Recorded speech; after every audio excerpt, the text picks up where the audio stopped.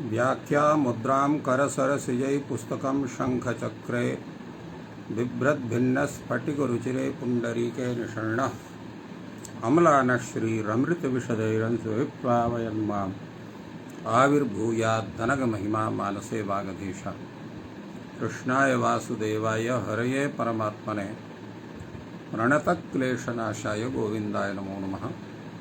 संस्कृतशौर्यम् इति आमुखपटले सम्बद्धाः समेऽपि विद्वांसः समेऽपि जिज्ञासवः छात्राः सहृदयाः सज्जनाः एतस्य संस्कृतशौर्यमिति आमुखपटलस्य संस्थापकः प्रबन्धकश्च डॉक्टर राजकुमारः समेषां स्वागतं वर्तते एतस्मिन् महाभाष्ये व्याख्याने। मान्याः, साम्प्रतं महाभाष्यस्य चतुर्थाध्यायस्य तत्रापि प्रथमपादस्य विचारः प्रचलति। अद्य गोत्रस्त्रियाः कुत्सनेन च वृद्धाठक सौवीरेषु बहुलं हाणटा हृति मीमताभ्यामणोऽप्यौ पूर्वादिभ्योऽण्यः इति सूत्राणां विचारः भवति। तत्रादौ गोत्रस्याः कुत्सनेन च इति सूत्रविषये काशिकाकारः वदति। अपत्यं पौत्र प्रभृति गोत्रं गृह्यते। तो अपत्यं पौत्र प्रभृति गोत्रम अत्र गोत्र शब्देन अपत्यं पौत्र प्रभृति अपत्यं यद् वर्तते तद् गोत्रत्वेन गृह्यते। गोत्रं या स्त्री तदभिधायिनः शब्दात् अपत्येणोः प्रत्ययः भवति। चकारात् ठक् प्रत्ययोऽपि भवति। कदा? कुत्सने गम्यमाने। कुत्सनं नाम निंदा। पितुः असंविज्ञाने मात्रा व्यपदेशः अपत्यस्य कुत्सा।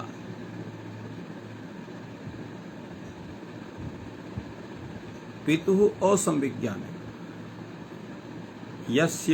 यस्याः स्त्रियः पिता कः इति विषये ज्ञानं नास्ति, तस्याः कृते मात्रा व्यपदेशः व्यवहारः भवति अपत्यस्य। सा कुत्सा। यथा गार्ग्याः अपत्यं गार्गः, जाल्मः, गार्गिकः एवं रूपेण प्रयोगः भवति।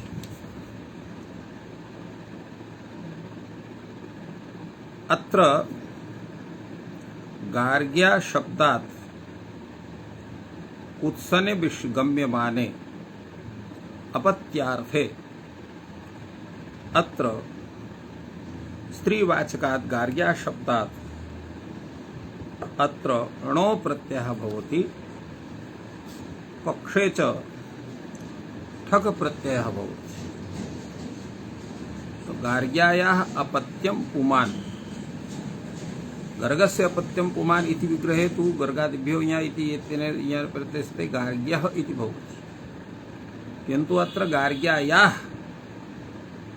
अपत्यं पुमान् इति विग्रहे अत्र णो प्रत्यय कृते सति गार्गः इति रूपं भवति।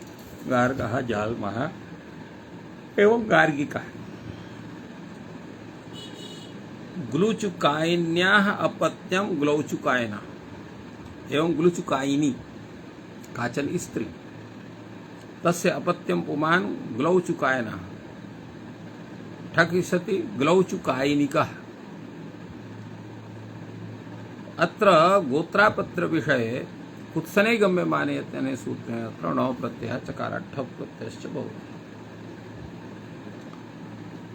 गोत्रादि यूलि इति यूनि प्रत्ययो भवति।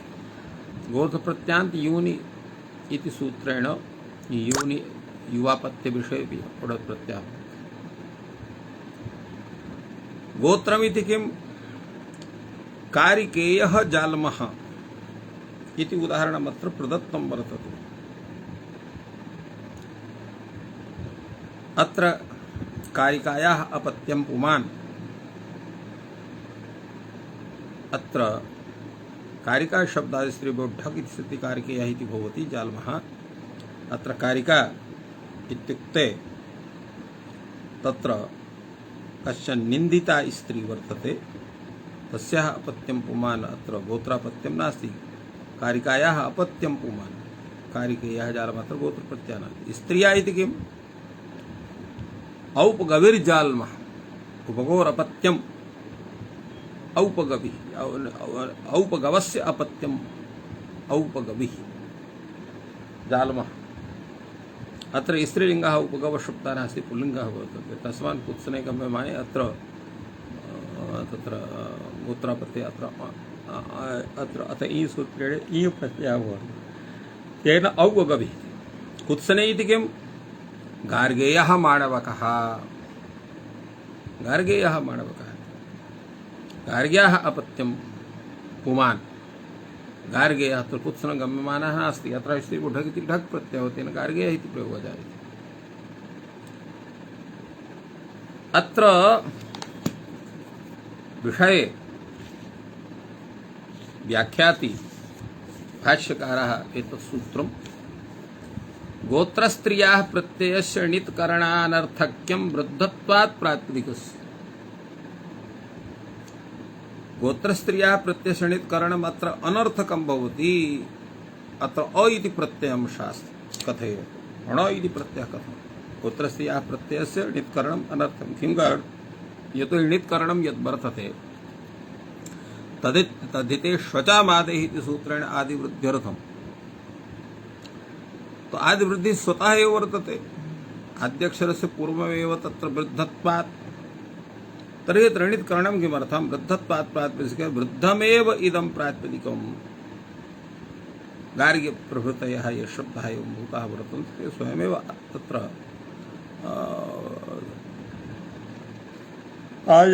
विद्यते एव इति शब्देषु यत्र ण प्रत्ययस्य विधानं करणीयं वर्तते तदा उच्यते लुगर्थं तर्हि णकारः कर्तव्यः। तत्र यल्लुगन्तम् अवृद्धं तत्र वृद्धिर्यथा स्यात्। यत् लुगन्तम् अवृद्धं, यत् एवं भूतः शब्दः वर्तते, यः लुगन्तः भवति अवृद्धः भवति, तत्रापि णो प्रत्ययः चेत् स्यात् तर्हि तत्र वृद्धिः स्यात्। एतदर्थम् अत्र णो इत्यत्र णित्करणं वर्तते। यथा वतण्ड इति शब्दः वर्तते। वतण्डस्य अपत्यं स्त्री। अत्र इति विग्रहे अत्र वतण्डाच्च इति सूत्रेण य प्रत्ययः भवति। तेन वातण्ड्य इति शब्दः जायते। स्त्रीत्ववीक्षायां लुक् स्त्रियाम् इति लुक् भवति। सार्गवाद्यात्वात् ङीन् प्रत्यये कृते से वतण्डी इति भवति। अत्र वतण्डी इति शब्दः स्त्रीवाचकः वर्तते। अथ च अत्र लुकः सत्वात् अत्र वृद्धिर्नास्ति। तर्हि अत्र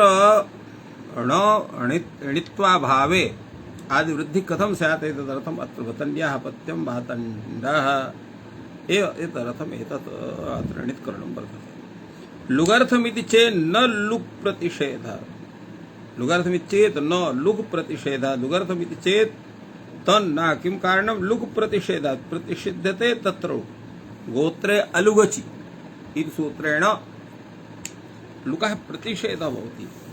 गोत्रे अचि परे अलुक् भवति। अतः अत्र अलुक् स्यात् तर्हि किमर्थम् अत्र णित्करणम् इति प्रश्नः पुनः जागर्ति। तदा उच्यते व्यवहितत्वात् अप्रतिषेधः। अत्र व्यवहितत्वात् अत्र यतोहि अत्र अचि इति परसप्तमी वर्तते। न तु विषय सप्तमी अत्र वर्तते। अतः अचिति परसप्तम्याः सत्त्वात् तदव्यवहित पूर्वत्व विशिष्टस्यैव कार्यं भवति। अत्र तु व्यवधानं वर्तते कृत्वा व्यवहितत्वात् अत्र अप्रतिषेधः अलुक इत्यस्य प्रतिषेधः न भवति। ईकारेण व्यवहितत्वात् तत्र ईकारः तत्र व्यवधानं भवति इति कृत्वा अत्र लुकः प्रवृत्तिरेव स्यात्, प्रतिषेधो न प्राप्नोति। एतस्मिन् विषये प्रश्नविषये उच्यते व्यवहितत्वात् अप्रतिषेधः इति चेत् न पुंवद्भावात्। व्यवहितत्वात् प्रतिषेधः इति विषये भवान् यद् वदति तन्न, यतोहि तत्र पुंवद्भावः भवति। पुंवद्भावात् तत्र ईकारः निवर्त्यते, तत्र व्यवधानं न भवति, फलतः तत्र कार्यं स्यात्। एतदर्थम् एतद्वर्तते व्यवहितत्वात् अप्रतिषेधः चेत् तत्र किं कारणं? पुंवद्भावात्। पुंवद्भावात्र भवति भाष्याढे तद्धिते पुंवद्भावः जायते, तेन पुंवद्भावात् तत्र इकारस्य व्यवधानं न भवति। इकार व्यवधानाभावात् अत्र अलुक् न भवति, लुक् भवति। फिनर्थं तु ढकारः कर्तव्यः यत् फिन्नन्तम् अवृद्धं तत्र प्रतिष्ठ्यात्। यत् फिन् प्रत्ययान्तः अवृद्धः भवति, यथा ग्लुचुकायनः इति शब्दः। ग्लुचुकायन इति शब्दात् प्रत्ययं पुमान् इति विग्रहे अत्र णो प्रत्ययकृते ग्लौचुकायनः अत्र भवति। तो एतदर्थम् तत्र णित्करणम् आवश्यकं वर्तते। तेन तत्र स्त्रीत्ववीक्षामि तो मनुष्यजाते इति सूत्रेण ङीष् प्रत्यये पुंभावजे कृते णो प्रत्यये ग्लौचुकायनः इति रूपं जायते। पुंवद्भाव प्रतिषेधार्थं च, पुंवद्भाव प्रतिषेधार्थं च अत्र णकारः कर्तव्यः। गर्गा भार्या यस्य इति गर्गा भार्या, अत्र पुंवद्भावः न भवति। वृद्धिनिमित्तस्य पुंवद्भाव प्रतिषेधः स्यात् यथा स्यात्, तत्र प्रतिषेधः एव न भवति। एवम् अग्रे उच्यते गोत्राद्यून्य स्त्रियां वचनाद् अप्रयोजनं। गोत्राद्यून्य स्त्रियाम् इति वचनात् अप्रयोजनम् एतद्भवति। नास्ति गार्गा। किं तात्पर्यम्? यद्यपि पूर्वं यत् उक्तम् आसीत् पुंवद्भाव प्रतिषेधार्थात् निश्चितार्थम् अत्र णकारः करणीयः। गर्गा भार्या यस्य गर्गा भार्यः, अत्र वृद्धिनिमित्तस्य विषये पुंवद्भाव प्रतिषेधः भवति, पुंवद्भावः न भवति। गोत्राद्यून्यस्त्रियाम् इति वचनात् अप्रयोजनं। गोत्राद्यून्यस्त्रियाम् इति यत् सूत्रं वर्तते तत्र इति वचनात् अप्रयोजनम् एतत् भवति। अर्थात् पुंवद्भाव प्रतिषेध रूपकार्यस्य तत्र अप्रयोजनं भवति। नास्ति गार्गा एव रूपेण तत्र प्रयोगः तस्य। गर्ग्याः अपत्यम् इत्यार्थे नास्ति प्रत्ययः, कश्चन प्रत्ययः न भवति। अस्त्रियाम् इति युवसंज्ञा निषेधात् गोत्र संज्ञायाः गोत्र संज्ञा अत्र वर्तते। एको गोत्र इति नियमात् गोत्र प्रत्ययान्तात् अपर गोत्र प्रत्ययस्य विधानं नैव जायते। एवं रूपेण कैयटः अपि एतस्य व्याख्यानं कृतवान्। अग्रे तावत् वार्तिककारः कथयति अवंश्याद्वा स्त्रियाः प्रयोजनम्। अवंश्याद्वा स्त्रियाः प्रयोजनम् एतद् भवति, न च स्त्रीवंश्यः।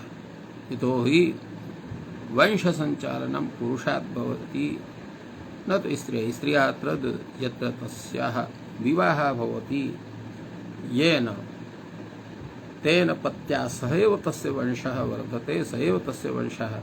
अतः वंशकरी स्त्री यत्र विवाहिता भवति तत्र भवति, यत्र च उत्पन्ना भवति तत्र वंशकरी न भवति इति कृत्वा न च स्त्रीवंश्या अस्ति गार्गा स्त्री इति रूपेण अत्र प्रतिपादितम्। एतस्य विषये अत्र कैयटः नागेशश्च तत्र सम्यक् व्याख्यानं कुरुतः। अवंशत्वादिति विषये कैयटः कथयति गार्ग्या अपत्यं या स्त्री तस्याः न युवसंज्ञा नापि गोत्रसंज्ञा। तस्य गर्गसंज्ञापि न, तत्र गोत्रसंज्ञापि न भवति, युवसंज्ञा न भवति। कथं? न हि स गर्गस्य अपत्यं, तत्र गर्गस्य अपत्यं नास्ति। कथं? पौत्र प्रभृतेश्च अपत्यस्य गोत्र संज्ञा विधीयते। पौत्र प्रभृतेश्च अपत्यस्य गोत्र संज्ञा विधीयते तदभावात् एको गोत्रीति नियमाभावात् अणस्य भावात् अस्ति गार्गा इति प्रयोगः भवति। गर्गस्य अपत्यम् अत्र गार्गा भवति। गोत्रापत्यम युवापत्यम तत्र स्वरूपं जायते अनन्तरापत्यम एव तत्र भवति तत्र अणो इति भवति। अथवा तत्र गोत्र संज्ञा समये तत्र एको गोत्री इति नियमाभावात् अत्र अणस्य एव विधानं भवति। अनेन सूत्रगोत्रस्य कुत्सनेन च इति सूत्रेण कुत्सना विषये सामान्य विषये तत्र भवति गार्गः इति एवं भवति। गार्ग्याः अपत्यं या स्त्री तस्याः न युवसंज्ञा नापि गोत्रसंज्ञा न हि सा गर्गस्य अपत्यं गोत्र प्रभृतेषु च आपत्यस्य गोत्रसंज्ञा विधि तदभावात् एको गोत्रीति नियमाभावात् ऋणस्य भावात् अस्ति गार्गा इति स्वरूपम् न च स्त्रीवंश्या इति विषये भाष्यकारं तत् उच्यते पितृपितामहादिः वंशः पितृपितामहादिः वंशः न मातृमातामहादिः इति उक्तं वर्तते। तस्मात् पुंवद्भाव प्रतिषेधार्थः अत्र णकारः करणीयः न च जातेष्येति प्रतिषेधः सिद्ध्यति। जातेष्येति प्रतिषेधः न सिद्ध्यति। कथं गोत्रत्वाभावे जातित्वाभावे यदा गोत्रत्वमेव नास्ति तदा जातित्वमपि नास्ति। यदा च गोत्रं च चरणैः सह इत्यत्र अपत्यमात्रं गोत्रं गृह्यते इति अत्र सिद्धान्तः तथा गृह्यते तर्हि तदा जातित्वम् अस्त्येव। तदा जातित्वम् एतस्य स्वीक्रियते। फिनर्थस्तु कर्तव्यः एव णकारः वृद्धये। फिन प्रत्यान्तः यः शब्दः तत्र वृद्ध्यर्थम् अत्र णकारः अर्थात् णित् इति अनुबन्धः अत्र करणीय एव। अपर अत्र वंशत्वमपि कथञ्चित् भवितुमर्हति। कथं द्वौ एव वंशौ मातृवंशः पितृवंशस्य द्वौ वंशौ वर्तते। यावता मातृवंशः अपि अस्ति नास्ति गार्गाः। यावता मातृवंशः अपि अस्ति तदा नास्ति गार्गाः। अर्थात् गार्ग्याः अपत्यं या स्त्री सा मातृवंशेन गर्भकुला भवत्येव इति गर्गापेक्षा तस्य गोत्रत्वात् एको गोत्री इति नियमात् प्रत्यांतराभावात् नास्ति गार्गा। कथं पौत्र प्रभृति ग्रहणं तु व्यभितापत्योपलक्षणं तस्मात् फिनर्थः एव अत्र णकारः अत्र स्वीक्रियते। पूर्व व्याख्यान विषये नागेशः कथयति यद्यपि गोत्रस्य अपत्यभूत स्त्रिया न वंश्यत्वं तदपि न स्त्रियाः न युवसंज्ञा इति निषेध वैयर्थ्यापत्तेः। तत्र सिद्धान्ततया तु मम तो गोत्र भूत पुरुषापत्य भूत स्त्रियाः तन्निमित्तेन चरितार्थ्यं स्पष्टमेव। अत्र अग्रे तावत् यत् समाहितं यत् द्वौ वंशौ मातृवंशः पितृवंशः तस्मिन् विषये अतः अत्र मातृवंशतया तेषामपि ग्रहणं भवति तासां मातॄणामपि ग्रहणं भवति। अनेन तत्र ज्ञानं तथा क्रियते। अग्रे सूत्रं वर्तते वृद्धाठक् सौवीरेषु बहुलम्। वृद्धाठक् सौवीरेषु बहुलम् इति सूत्र विषये काशिकाकारः कीदृशं व्याख्यानं करोति उच्यते तावत् अत्रापि यत् एतस्मात् सूत्रात् पूर्वं सूत्रं वर्तते गोत्रस्त्रियाः कुत्सनेन च इत्यस्मात् सूत्रात् तत्र कुत्सने इति अनुवर्तते। तेन सौवीरेषु अत्र यद् वर्तते तत् प्रकृति विशेषणं वर्तते। तो वृद्धात् सौवीर गोत्रात् अपत्येर्थे बहुलं ठक् प्रत्ययः भवति कुत्सने गम्यमाने इति सूत्रार्थः निष्पद्यते। सौवीरेषु इति प्रकृति विशेषणम् अर्थात् सौवीरादयः ये शब्दाः पठिताः सन्ति तेषामेव अत्र ग्रहणं भवति। तो ये वृद्धाः सौवीर प्रभृतयः प्रातिपदिक विशेषाः तेभ्यः गोत्रापत्ये गोत्रात् अपत्ये बहुलम ठक् प्रत्ययो भवति बाहुलकात् ठक् प्रत्ययो कदाचित् भवति कदाचित् न भवति कदाचित् नित्यं भवति कदाचित् विकल्पेन भवति तो ठक् प्रत्ययः भवति कुत्सने गम्यमाने कुत्सनं नाम निंदा कुत्सने निंदायां गम्यमानायां भाग वित्तेर भाग वित्तिकः भाग वित्ते अपत्यम भाग वित्तिकः अत्र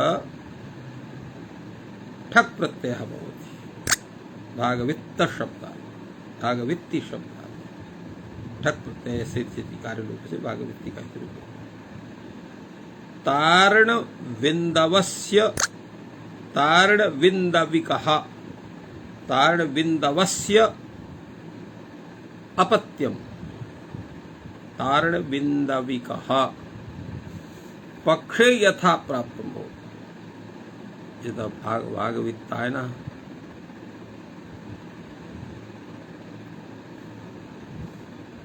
एवं पक्षे तारण विंदविः इति भवति तृण बिंदु इति शब्दात्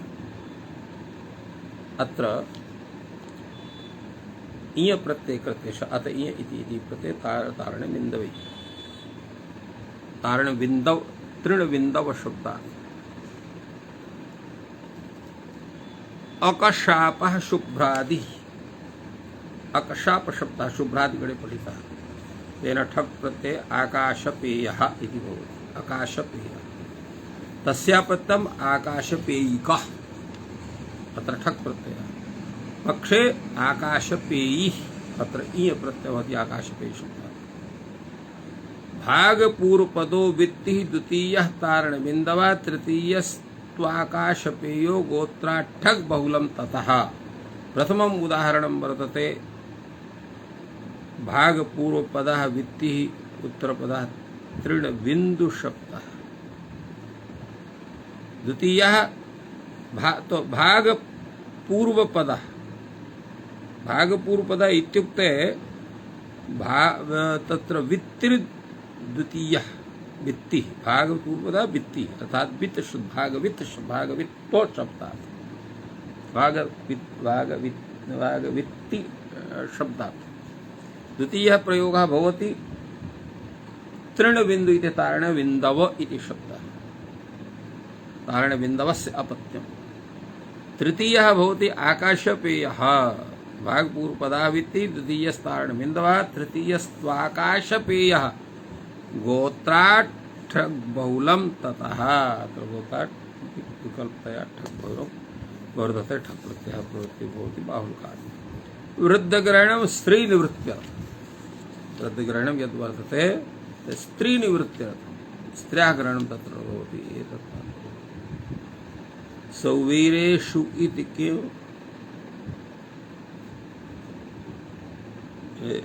तत्र एवमस्ति यत् यदुच्यते सौवीरेषु इति किं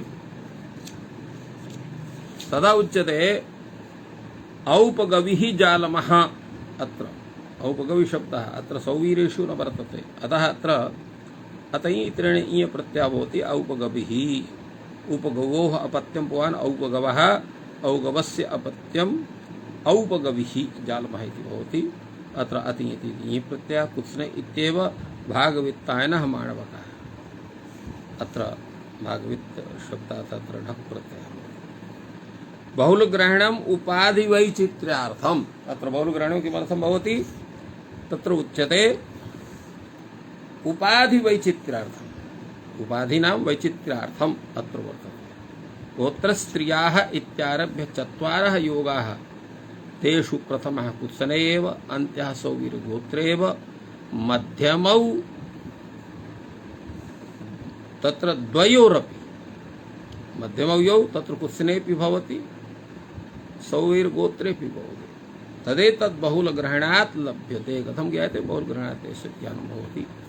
एवं काशिका ग्रन्थे तस्य सूत्रस्य व्याख्यानं वर्तते। अधुना वयं भाष्यदृष्ट्या विचारयामः। भाष्ये तावत् अधिक विचारः तस्मिन् सूत्रे तथा नास्ति। केवलं गोत्रस्त्रियाः वृद्धाठक् भेषश्च फाण्टाहृति इमे चत्वारो योगाः अत्र एते तत्र सूत्रविशेषाः सन्ति। गोत्रस्य कुत्ने न च इति सूत्रम्। द्वितीयं सूत्रं वर्तते वृद्धाठक् सौवीरेषु बहुलम्। तृतीयं सूत्रं वर्तते फेष्छश्च। चतुर्थं सूत्रं वर्तते फाण्डटाहृति मिमताभ्यां ण फीयौ। इमे चत्वारः योगाः, ये चत्वारः योगाः एते वर्तन्ते। तत्र त्रयः कुत्सने गोत्रस्त्रियाः वृद्धाठक्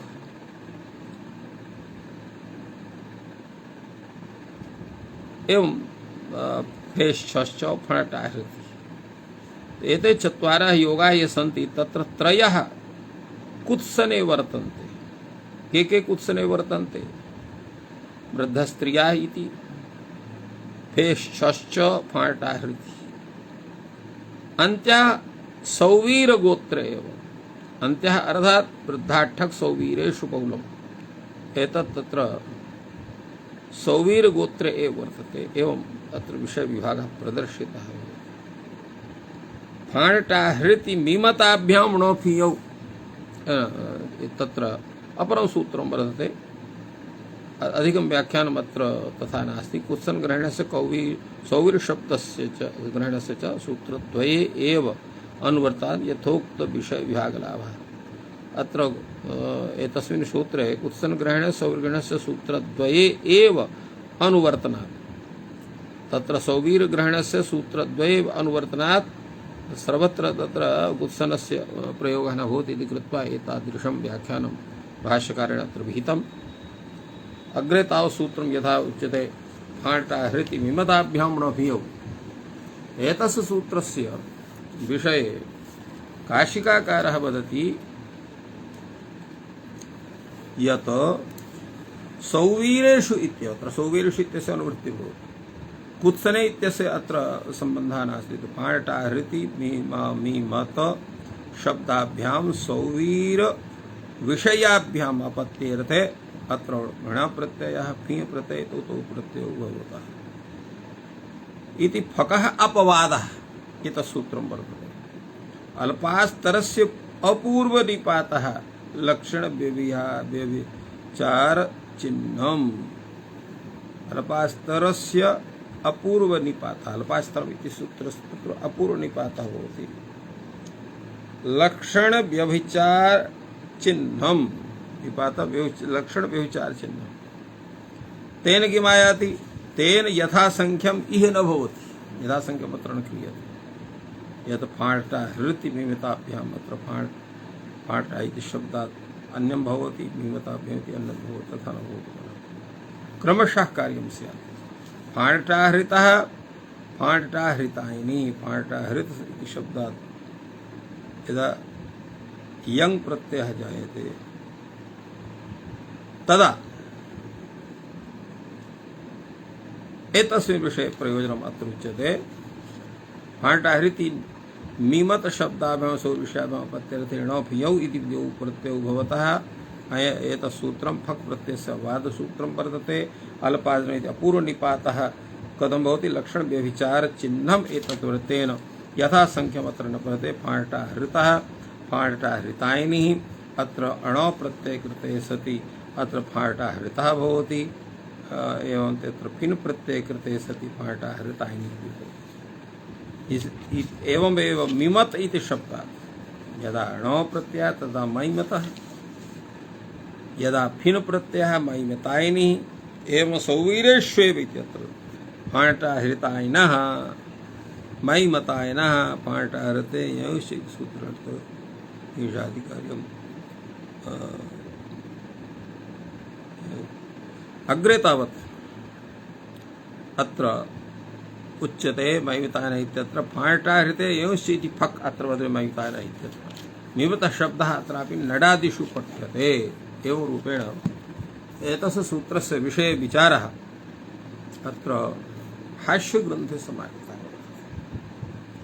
भाष्यकारः अत्र पृथक्तया कथम् एतस्य सूत्रस्य व्याख्यानं विदधाति तावत् उच्यते। अत्र प्रश्नः एव पूर्वं तथैव भवति किमर्थः णकारः णप्यौ तत्र णकारः किमर्थः वर्तते तस्य समाधानं भाष्यकारे भवति वृद्ध्यर्थः तैते शचामादे इति सूत्रेण आदिवृद्धिः स्यात् एतदर्थम् एतत् सूत्रं वर्तते। तदा उच्यते यणिति इति वृद्धिर्यथा स्यात् फाण्टाहृतः इत्यत्र एतदर्थम् अत्र न इत्यस्य कथनं वर्तते। अग्रे तत्र वार्तिककारः कथयति फाण्टाहृतेः प्रत्ययस्य णितकरणानर्थक्यं विरुद्धात्वात् प्रातिपदिकस्य अर्थात् प्रत्ययस्य अत्र णितकरणम् अनर्थकं भवति प्रातिपदिकस्य विरुद्धत्वात् यतो हि प्रातिपदिकः स्वयमेव आदिवृद्ध्यः वृत्तः वर्तते। अग्रे तावत् विषये विचारः प्रवर्तते। कीदृशः विचारः स उच्यते गोत्रस्त्रियः नारायण तत्र फाण्टाहृतेः प्रत्ययशणितकरणानर्थक्यं वृद्धत्वात् फाण्टाः प्रत्ययशणितकरणमर्थकं किं वृद्धत्वात् प्रातिपदिकः वृद्धमेव एतत् प्रातिपदिकं किमर्थं पुंवद्भावप्रतिषेधार्थं पुंवद्भावस्य प्रतिषेधः तृणकारः करणीयः फाण्टाहृता भार्या अस्य इति फाण्टाहृत भार्या एतदर्थम् अत्र णकारः अत्र णित् कृतः वर्तते वृद्धिनिमित्तस्य इति पुंवद्भावप्रतिषेधः यथा स्यात् वृद्धिनिमित्तस्ताचार्यस्य विचारे इति सूत्रेण। एतद्विषये भाष्यकारः व्याख्याति उक्तं वा किमुक्तं गोत्राद्यून्यस्त्रियां वचनात् अप्रयोजनं गोत्रान्यस्त्रिमिति वचनस्त्वात् एतस्य निष्प्रयोजनता सिद्ध्यति। अपि च अवंशत्वाद् वा स्त्रियाः प्रयोजनं स्त्रियाः अवंशत्वादपि एतत् प्रयोजनं वर्तते गोमूत्रादेः तत्र एवं तत्र अवंशत्वाद् स्त्रियाः प्रयोजनम् अवंशत्वात् तत्र स्त्रियाः प्रयोजनं भवति। तो एवं रीत्या एतस्यापि सूत्रस्य भाष्यदृशा व्याख्यानमत्र सम्पन्नम्। अग्रे तावत् सूत्रं वर्तते पूर्वादिभ्योऽण्यः पूर्वादिभ्योऽण्यः इति सूत्रविषये कीदृशः विचारः काशिकाग्रन्थे समागतः सः पूर्वम् अस्माभिः अवलोकनीयः। तो हि तत्र भूयान् विचारः वर्तते। कीदृशः विचारस्तावत् वयं पश्यामः। अत्र काशिकाकारः कथयति यत् पूर्वसूत्रं वर्तते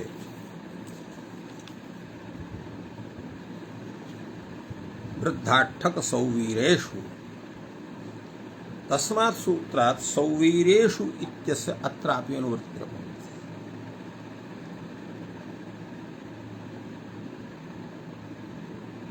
एवं क्षमतां तावत् सौवीरेषु बहुलम् इति च निवृत्तम् अत्र निवृत्तिर्भवति।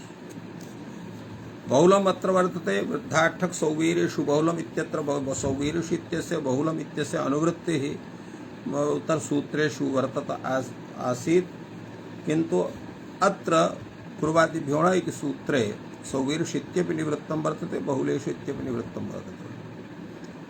कुरु इत्येवमादिभ्यः शब्देभ्यः अपत्ये ण्य प्रत्ययः भवति इति सूत्रार्थः। अर्थात् कुरु कुर्वादिगण पठितेभ्यः प्रातिपदिकेभ्यः शब्देभ्यः प्रत्यये ण्य प्रत्ययः भवति। अत्र पुरोः अपत्यं पुमान् कौरव्यः एवं गर्गस्य अपत्यं पुमान् गार्ग्यः अत्र कुर्वादिभ्योऽणः इति सूत्रेण अत्र ण्य प्रत्ययः भवति। कुरुनादिभ्यो ण्यः इति कुरु शब्दात् अपरः ण्यः प्रत्ययः भविष्यति। इति कथयति। तत्र उच्यते स तु क्षत्रियात् तद्राज संज्ञकः कुरुणा दिव्यो अण्यः इति सूत्रेण अण्या प्रत्ययस्य कुरुशब्दात् विधानं वर्तते। स तु क्षत्रियात् तद्राज संज्ञकः क्षत्रियवाचकात् भवति, तस्य तद्राज इति संज्ञा भवति। तस्य बहुषु लुको भवितव्यं, तत्र बहुत्वे तत्र लुक् भवति। अयं तु श्रूयते एव, अत्र बहुवचने एतस्य वर्णः भवति कौरव्याः, कौरव्याः, कौरव्यौ, कौरव्याः। अतएव अयं तु श्रूयते एव कौरव्याः। कौरव्यशब्दस्य क्षत्रियवचनस्य तिकादिषु पाठात् ह्यपि भवति।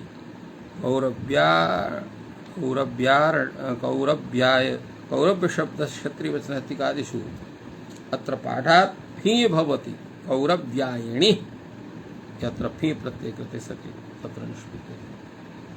तो कौरव्याः कौरव्यशब्दस्य क्षत्रियवचनस्य अर्थात् तत्र कुरु गोत्र उत्पन्नाः ये क्षत्रियाः ते कौरव्याः कथ्यन्ते इति तात्पर्यम्। अण्या प्रत्ययस्य तिकादिषु पाठात् फि प्रत्ययोऽपि अत्र भवति, न कौरव्यायिणी इत्यपि रूपं सिद्ध्यति। तत्र ण्यो प्रत्ययान्तात् कौरव्यशब्दात् फि प्रत्ययः भवति इति तिकादिषु पाठात्। अग्रे उच्यते रथकार शब्दः अत्र पठ्यते सजातिवचनः। रथकार शब्दः भवति, रथकार शब्दः अत्र जातिवाचकः वर्तते। जातिवचनः, जातिः उच्यते इति वचनः, जातेः वचनः इति जातिवचनः अर्थात् जातिवाचकः इति।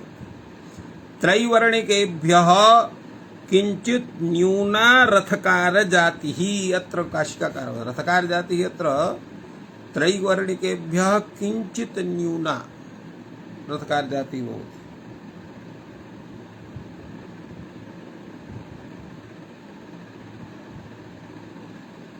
अत्र एतद् विषये याज्ञवल्क्यः कथयति। माहिष्येण करण्यास्तु रथकारः प्रजायते, अर्थात माहिष्येण करण्यां तु तत्र रथकारः प्रजायते इति नियमात् रथकार जातिः तत्रैवर्णिकेभ्यः किंचित् न्यूना भवति। कारिणस्तु रथकार शब्दात् उत्तरसूत्रेणैव वर्ण्यः सिद्धः। अत्र कारिणः अत्र करण्य शब्दात् रथकार शब्दात् उत्तरसूत्रेण, रथकार शब्दात् उत्तरसूत्रेण अत्र ण्य प्रत्ययः सिद्धः। केशनी शब्दः पठ्यते अत्र कुर्वादिगणे, तस्य ण्य प्रत्यये सति कैशिन्यः इति रूपं भवति। केशिन्याः अपत्यं पुमान् कैशिन्यः। अत्र पुंवद्भावना भवति, स्त्री प्रत्यय निर्देश सामर्थ्यात् अत्र पुंवद्भावना भवति। वेनाच्छन्दसि इति पठ्यते। कथं भाषायां वैन्यो राजा इति छान्दस एव अयं प्रमादात् कविभिः प्रयुक्तः वर्तते।